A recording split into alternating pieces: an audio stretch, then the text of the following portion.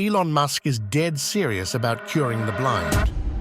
In a conversation with Joe Rogan, he stated that Neuralink, his brain-computer interface company, could eventually restore sight to those without it. So it could be something that helps cure, say, eyesight, like returns your eyesight, even if you've lost your optic nerve, type of thing. Really? Yeah, absolutely.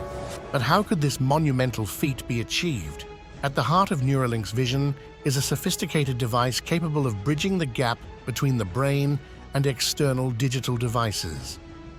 By implanting ultrafine threads into the brain's visual cortex, Neuralink aims to bypass damaged optical pathways that cause blindness.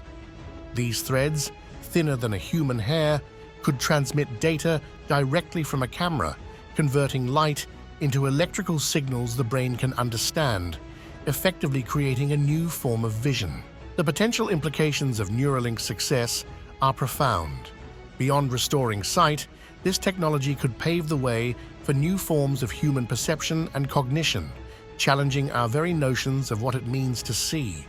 It represents a fusion of biology and technology, pushing the boundaries of medical science and offering hope to millions.